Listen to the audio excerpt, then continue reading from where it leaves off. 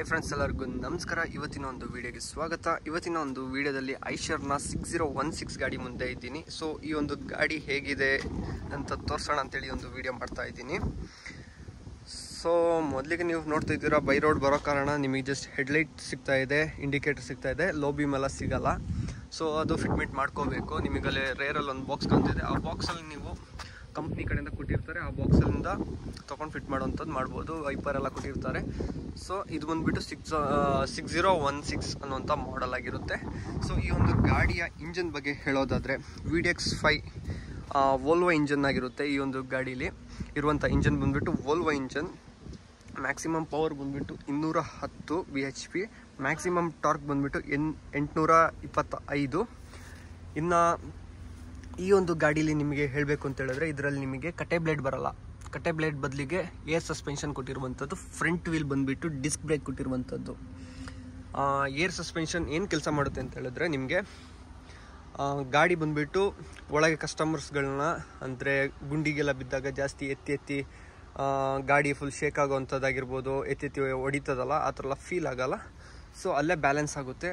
ಒಳಗೆ ಅಷ್ಟು ಕಂಫರ್ಟ್ ಫೀಲನ್ನು ಕೊಡ್ತದೆ ಅಂತ ಹೇಳ್ಬೋದು. ಆ ಒಂದು ರೀಸನ್ಗೋಸ್ಕರ ನಿಮಗೆ ಫ್ರಂಟ್ ಆ್ಯಂಡ್ ಬ್ಯಾಕ್ ಎರಡು ಕಡೆಗೂ ಏರ್ ಸಸ್ಪೆನ್ಷನ್ ಕೊಟ್ಟಿರುವಂಥದ್ದು.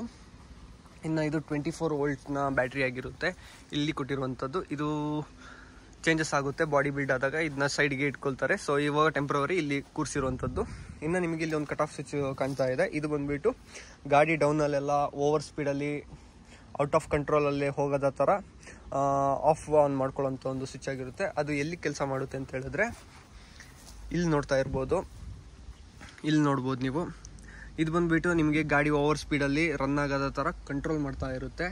ಈ ಒಂದು ಏನು ಐಟಮ್ ಇದೆ, ಈ ಒಂದು ಐಟಮ್ ಬಂದುಬಿಟ್ಟು ಆ ಥರ ಒಂದು ಕಂಟ್ರೋಲ್ ಮಾಡುವಂಥ ಕೆಲಸ ಮಾಡುತ್ತೆ.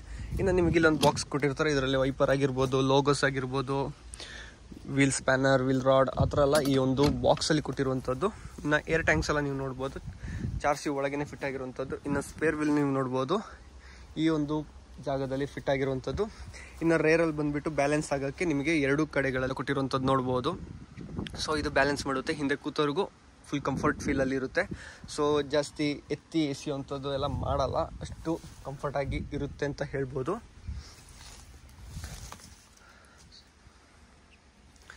ಸೊ ನೋಡ್ಬೋದು.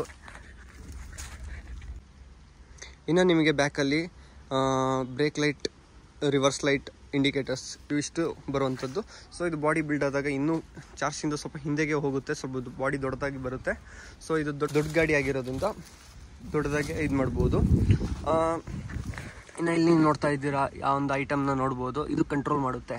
ಸೊ ಆಗಲೇ ಆ ಕಡೆಯಿಂದ ಅಷ್ಟು ನೀಟಾಗಿ ತೋರ್ಸೋಕ್ಕಾಗಿಲ್ಲ, ಇಲ್ಲಿ ನೋಡ್ತಾ ಇರ್ಬೋದು. ಇದು ಜೈಂಟಲ್ಲಿ ಕೊಟ್ಟಿರುವಂಥದ್ದು. ಜೈಂಟಲ್ಲಿ ಕೊಟ್ಟಿರೋದ್ರಿಂದ ಜೈಂಟ್ ಬಂದುಬಿಟ್ಟು ಓವರ್ ಔಟ್ ಆಫ್ ಕಂಟ್ರೋಲಲ್ಲಿ ತಿರುಗೋದ ಥರ ಇದು ಕಂಟ್ರೋಲ್ ಮಾಡುತ್ತೆ. ಇನ್ನು ಡೀಸೆಲ್ ಟ್ಯಾಂಕ್ ಬಂದುಬಿಟ್ಟು ಡಬಲ್ ಟ್ಯಾಂಕ್ ಅಂತ ಹೇಳ್ತಾರೆ. ಈ ಒಂದು ಟ್ಯಾಂಕ್ನ ಕೆಪಾಸಿಟಿ ಬಂದುಬಿಟ್ಟು 425 ಲೀಟರ್ನ ಒಂದು ಡೀಸೆಲ್ ಟ್ಯಾಂಕ್ ಕೆಪಾಸಿಟಿ ಹೊಂದಿರುವಂಥದ್ದು. ಇನ್ನು ಇದರಲ್ಲಿ ಕಿಕ್ಕರ್ ಕೂಡ ನೋಡ್ಬೋದು, ಫಿಲ್ಟರ್ ಮೇಲೆ ಕಿಕ್ಕರ್ ಕೂಡ ಬಂದಿರುವಂಥದ್ದು. ಇದನ್ನ ಇಲ್ಲಿ ನಿಮಗೆ ಆ್ಯಡ್ ಬ್ಲೂ ಟ್ಯಾಂಕ್ ಕೊಟ್ಟಿರ್ತಾರೆ. ಡೀಸೆಲ್ ಟ್ಯಾಂಕ್ ಪಕ್ಕದಲ್ಲಿ ಆ್ಯಡ್ ಬ್ಲೂ ಟ್ಯಾಂಕ್, ಇದು 32 ಲೀಟರ್ ಕೆಪಾಸಿಟಿಯನ್ನು ಹೊಂದಿರುವಂಥ ಟ್ಯಾಂಕ್ ಆಗಿರುತ್ತೆ. ಇನ್ನು ಇಲ್ಲಿ ನೋಡ್ಬೋದು ಸೈಲೆನ್ಸರ್ ಬಂದುಬಿಟ್ಟು ಇದು ಈಡ್ಸ್ ಅಂತ ಹೇಳ್ತಾರೆ. ಈ ಒಂದು ಈಡ್ಸ್ ಬಂದುಬಿಟ್ಟು ಟ್ರಕ್ಗಳೆಲ್ಲ ಸಿಲಿಂಡ್ರಿಕ್ ಟೈಪ್ ಉದ್ದವಾಗಿ ಬರುತ್ತಲ್ಲ, ಆದರೆ ಇದರಲ್ಲಿ ನಿಮಗೆ ಬಾಕ್ಸ್ ಟೈಪಲ್ಲಿ ಇರುವಂಥದ್ದು.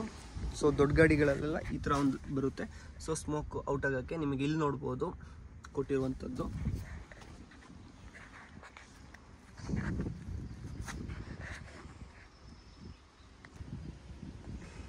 ಇನ್ನು ನಿಮಗೆ ನೋಡೋದಾದರೆ ಇಲ್ಲೇ ನಿಮಗೆ 4C ಪ್ರಿಂಟದು ಪ್ಲೇಟ್ ಕೂಡ ಕೊಟ್ಟಿದ್ದಾರೆ. ಇದು ಬಂದ್ಬಿಟ್ಟು 6 ಸ್ಪೀಡ್ ಮ್ಯಾನ್ಯುವಲ್ ಗೇರ್ ಬಾಕ್ಸ್ ಆಗಿರುತ್ತೆ, ನೋಡ್ತಾ ಇರ್ಬೋದು.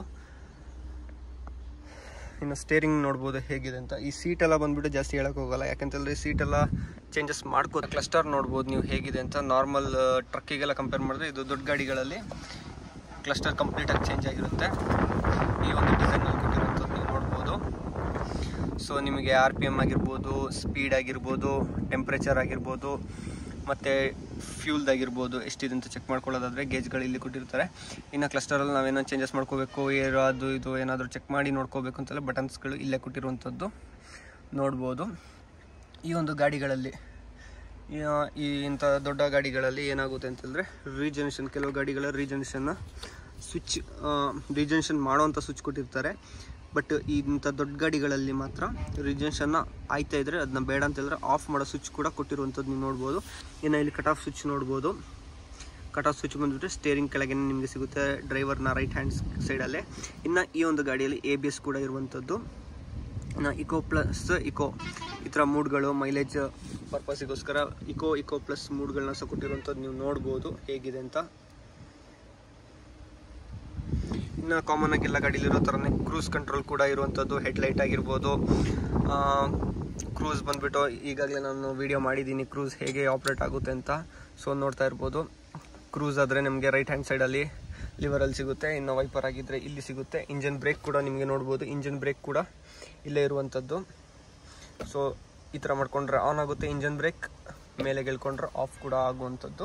ಇನ್ನು ಹಾರನ್ ಬಂದುಬಿಟ್ಟು ಮಿಡಲಲ್ಲೇ ಇರೋದು, ಸ್ಟೇರಿಂಗ್ ಮಿಡಲಲ್ಲೇ ಇರುವಂಥ ಹಾರನ್ ಆಗಿರುತ್ತೆ. ಇದಿಷ್ಟು ಈ ಒಂದು ಗಾಡಿಯ ಒಂದು ವಿಡಿಯೋ ಆಗಿರುತ್ತೆ. ಸಿಂಪಲ್ ಆಗಿರುವಂಥ ವಿಡಿಯೋ. ಇಷ್ಟ ಆಗಿದ್ದರೆ ಲೈಕ್ ಮಾಡಿ, ಶೇರ್ ಮಾಡಿ, ಸಬ್ಸ್ಕ್ರೈಬ್ ಮಾಡಿ ಅಂತ ಹೇಳ್ತಾ ಈ ಒಂದು ವಿಡಿಯೋನ ಇಲ್ಲಿಗೆ ಮುಗಿಸ್ತಾ ಇದ್ದೀನಿ. Thank you so much.